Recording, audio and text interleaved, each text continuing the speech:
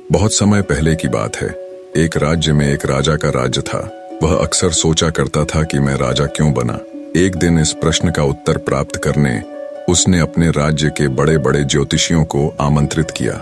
ज्योतिषियों के दरबार में उपस्थित होने पर राजा ने यह प्रश्न उनके सामने रखा, जिस समय मेरा जन्म हुआ ठीक उसी समय कई अन्य लोगों का भी जन्म हुआ होगा।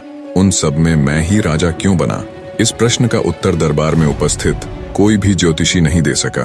एक बूढ़े ज्योतिषी ने राजा को सलाह दी कि राज्य के बाहर स्थित वन में रहने वाले एक महात्मा कदाचित उसके प्रश्न का उत्तर दे सके।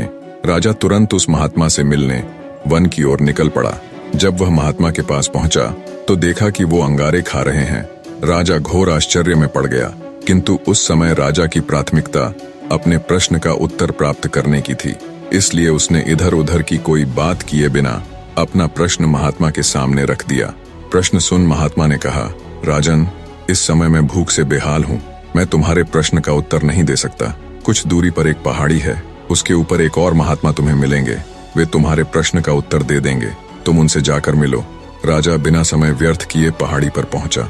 वहां भी उसके आश्चर्य की सीमा नहीं रही जब उसने देखा कि वहां वह महात्मा चिमटे से नोच नोच कर अपना ही मांस खा रहा है। राजा ने उनके समक्ष भी वही प्रश्न दोहराया। प्रश्न सुनकर महात्मा बोले, राजन, मैं तुम्हारे प्रश्न का उत्तर नहीं दे सकता। मैं भूख से तड़प रहा हूँ। इस पहाड़ी के नीचे एक गांव है, वहाँ 5 वर्ष का एक बालक रहता है। वह कुछ ही देर में मरने वाला है। तुम उसकी मृत्यु से पहले उससे अपने प्रश्न का उत्तर प्राप्त कर लो। राजा गांव में जाकर उस बालक से मिला। वह बालक मरने की कगार पर था। राजा का प्रश्न सुन वह हंसने लगा। एक मरते हुए बालक को हंसता देख राजा चकित रह गया, किंतु वह शांति से अपने पूछे गए प्रश्न के उत्तर की प्रतीक्षा करने लगा। बालक बोला, राजन, पिछले जन्म में मैं, तुम और वो 2 महात्मा जिनसे तुम पहले मिल चुके हो, भाई थे। एक दिन हम सभी भाई भोजन कर रहे थे कि एक साधु हमारे पास आकर भोजन मांगने लगा। सबसे बड़े भाई ने उससे कहा, अगर अपना भोजन मैं तुम्हें दे दूंगा तो मैं क्या अंगारे खाऊंगा?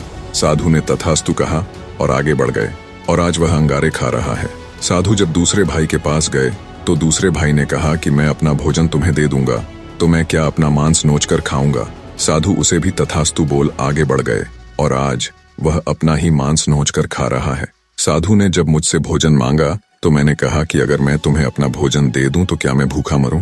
भूखे साधु ने मुझे भी तथास्तु कहा, और आज मैं मरने की कगार पर हूं, किंतु तुमने दया दिखाते हुए उस भूखे साधु को अपना भोजन दे दिया, जिससे खुश हो साधु ने तुम्हें राजा बनने का आशीर्वाद दिया। उस पुण्य का ही प्रताप है कि इस जन्म में तुम राजा बने। इतना कहकर बालक मृत्यु को प्राप्त हो गया। राजा को अपने प्रश्न का उत्तर मिल चुका था।